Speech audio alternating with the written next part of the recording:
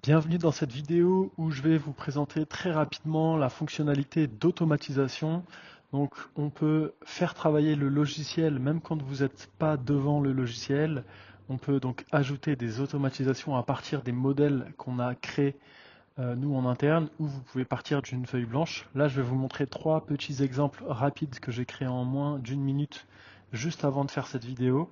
Donc une relance de facture, on pourrait imaginer que une facture, avant qu'elle arrive à échéance et qu'elle ne soit pas payée, on puisse envoyer un mail de relance au client pour lui dire je me permets de vous contacter car la facture n'est toujours pas payée, et lui envoyer par exemple un SMS. Ici on voit un SMS une fois que la facture arrive en impayé, avec une condition de sortie qui est que la facture est payée ou annulée, ce qui permettrait d'arrêter l'automatisation et que le client ne reçoive pas de message s'il a bien payé la facture. Donc ça c'est hyper pratique. Les relances c'est embêtant, il faut aller dans chacune des factures une par une, et là on pourrait imaginer donc un système automatique où le logiciel fait toutes les relances à votre place. Pareil pour un devis, on dit souvent que l'argent est dans la relance. Le client, on lui a envoyé un devis et il ne l'a pas validé. On va pouvoir créer donc un scénario, on peut créer autant d'étapes qu'on veut pour envoyer des SMS ou des mails et pour dire au client automatiquement s'il n'a pas signé le devis.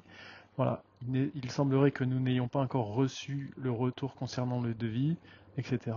Et donc on lui envoie un petit message de relance sympathique par mail, par SMS.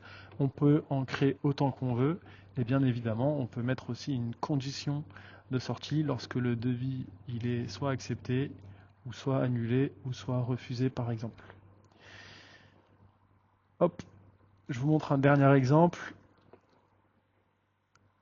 Donc, on a beaucoup de clients qui font de la maintenance préventive.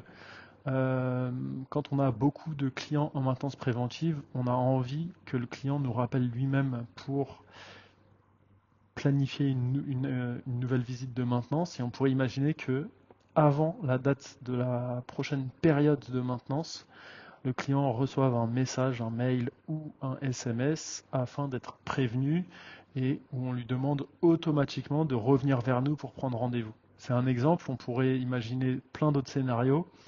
Voilà.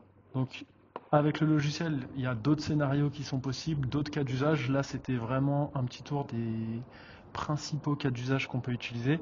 Je vous invite à tester le logiciel, vous pouvez le tester gratuitement, à faire une demande pour être recontacté. Et moi, je vous dis à très vite.